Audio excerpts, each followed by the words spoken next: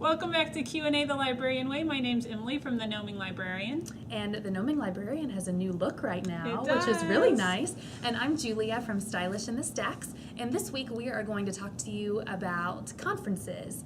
And we just went to a conference last week. We had a blast. And so we're going to share a little bit about that and talk about, answer some questions that relate to going to conferences and networking with other people and just learning more for your own professional development. So we do want to give a shout out because we met some viewers at the conference last week. We are now excited to know that you're out there. And I met a viewer on the street, Yay! which was awesome, outside of town. So that was very cool. Thanks for thank watching. you for watching. We really appreciate it. And if you ever want to be on with us, just send one of us an email, contact us at the Librarian Way. There's room here. We would love to have a visitor. Okay, All right, so first question. Yes. What is a highlight from the last conference you went to? Well, we went to the Indiana Library Federation annual conference last week. For me, one of the highlights was Talking with me. Absolutely. Presenting with me. Just say it, Julia. Hey, we did pretty well, We did. I think we work off each other pretty well. We're pretty goofy. I think everyone that attended our session wished that they could work with one of us. There we go. We're Because just we're all gonna say smiles that. and joy. All the time. Okay, sorry. What was your No, highlight? that's okay. I think one of my highlights was my other presentation because I got to present with an author. To me, authors are like celebrities. I got to present with Ashley Hope Perez, which was very cool. We presented about how authors and librarians can work together. And I would love to say that Ashley reached out to me and found me to present with her, but really I was chosen because I'm a part of a committee. And so Ashley reached out to that committee, and that's how we were kind of hooked up together. So that's one nice thing about being in committees. You never know when certain opportunities are going to come up. So my highlight was probably the last session I went to. It was about, it was from the people who do U Media at the Chicago Public Library, which is their teen space. And it's a huge system.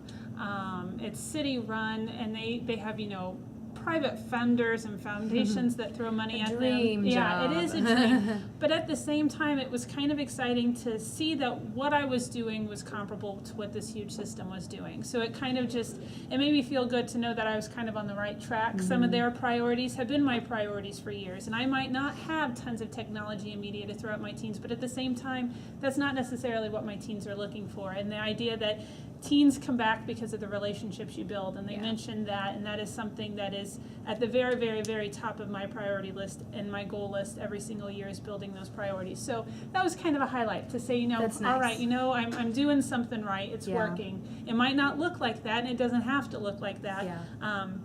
But I'm on the right track. Well, and it's good to remember too, when you don't have like the most updated space or whatever, that teens are really coming in because of you. Mm-hmm. If they're not coming in, it might have to do with you. Yeah. So it's good to remember that. Yeah, and that's something I've heard now from at a couple different conferences that people bring that up. I went to one, and it was talking about the Detroit Public Library was talking about their teen space and how they have a maker space. And he said, I want teens to come in and I want them to be happy, creative, teens who want to explore and learn and have a good time and leave happy. And I was like, and that's what we're really there for. I mean, you want literacy and you want all that, but it's really in a teen setting. It's about those connections with the teens. So that was exciting. That's good. Cool. Next question. Well, good that you enjoyed your session. Yes. That's awesome. How do you manage the exhibit hall? I don't.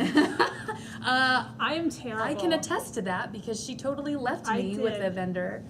Exhibit halls, you have to go in with a plan, and nothing against vendors. We love vendors because they provide us with many products that we need.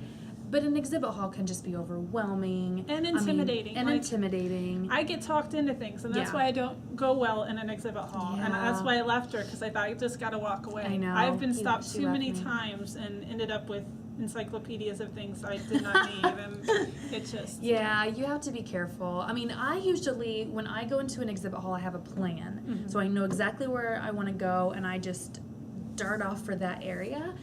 If I'm going to browse, I always go in a group. Yeah, That way, it's a little safer in a it group. is a little safer, and you outnumber them.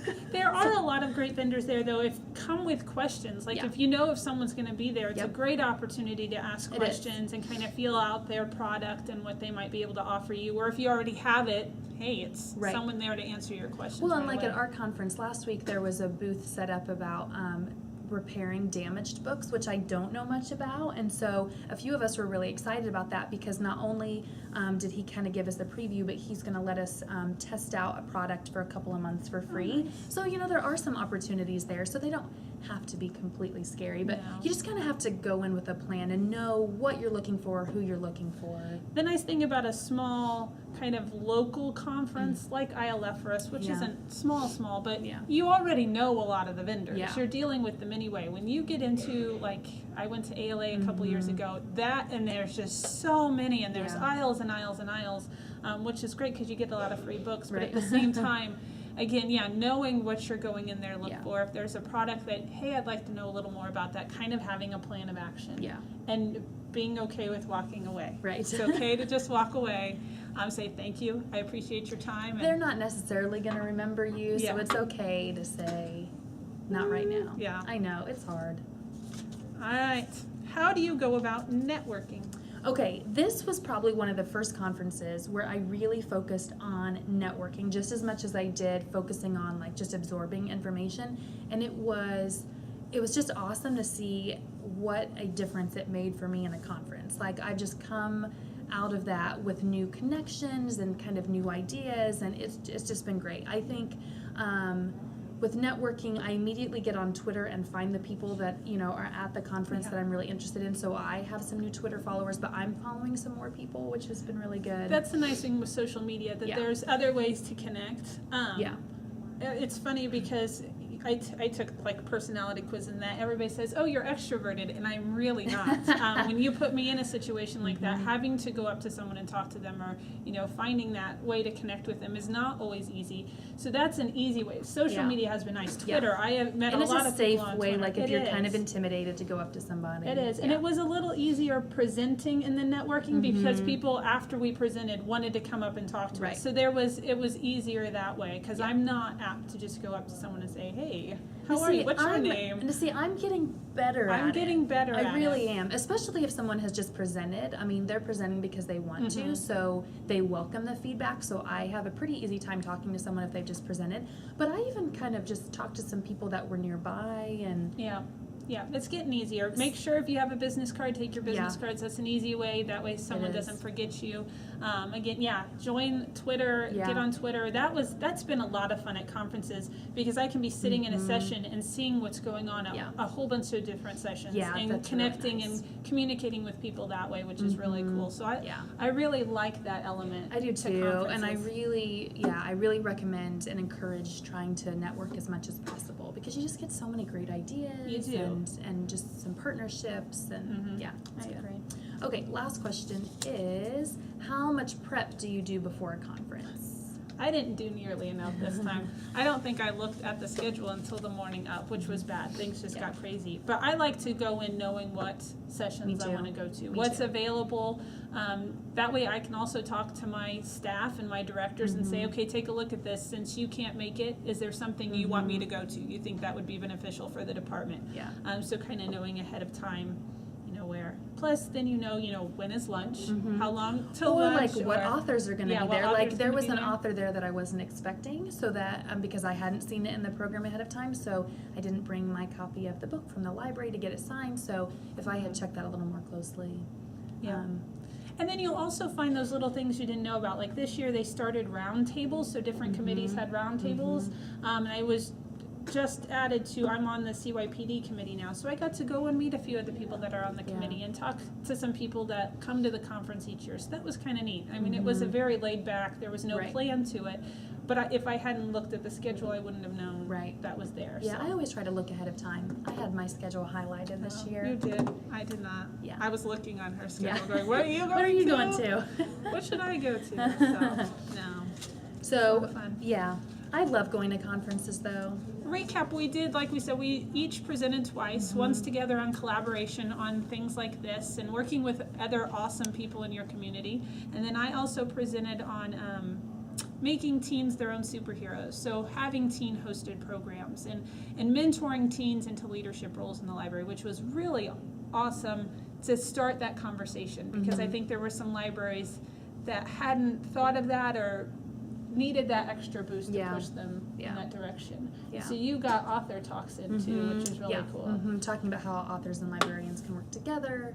It was good, brought up some questions, and actually it encouraged me to do some more author visits with my school. That you don't have to go so big each time, you can start out small. So that was really and with Skyping now and stuff like that, it's so easy to get in touch with authors. Definitely. So it's a lot of fun. Yep. Are we ready for a fun question? Yes. Have you ever been embarrassed by something in these videos? I've lost all pride. I'm really very rarely embarrassed anymore. I mean, working with teenagers has done that to Plus, me. you edit a lot of these, I do. so you can I've control. never edited out anything that You haven't? and left you in there Well, that's embarrassing. So, I mean, you saw our blooper reel, you know what? Yeah, okay, our blooper reel is one of my favorite videos we've done. I do get embarrassed when I watch these because this is what I do about 98% of the time in a video. Yeah, we I don't am know a what head to do nodder. with our hands. So if you I'm see a the head hands nodder. come It's off, so or the- embarrassing, and my husband will watch these sometimes, and he'll be like, "Wow, you really agreed with her on that." I'm like, that's just my natural inclination. Is like I need to make to a encourage someone to bobblehead keep Julia talking. doll.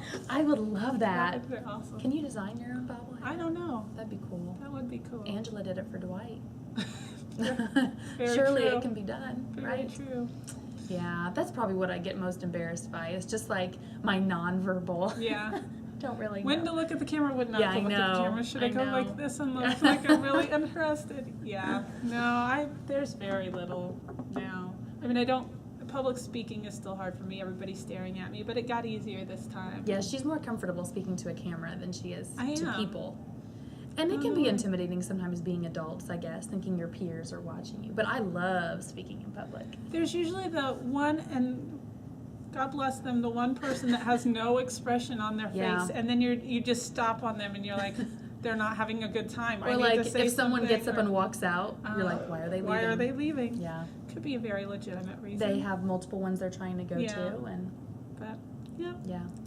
So we will be back next week with, I think, pop culture I think next so too. week. Yep. So that'll be a lot of fun. Make sure you join us the rest of the week at thelibrarianway.com as we continue all discussions on libraries, public and school. And again, leave comments below, and if you want to join us, just let us know. We would love to have you visit our little corner. Yay! We will see you next week. Happy Halloween! Bye. But I really wanted to dress up as a gnome for the gnoming librarian, and I wanted you to be stylish for Stylish and Stacks. We could, I mean, That not that would you're be not hard. stylish. What are you You know saying, what I mean? Julia? No. I just want you to go like over the top, costumey. Costumey stylish. That Yeah. would have been hilarious. That would have been fun. A gnome would have been great. Oh, we really should have done that. Can you imagine? It's starting, and I'm here with this huge Big beard and beard. this hat. I can imagine, actually.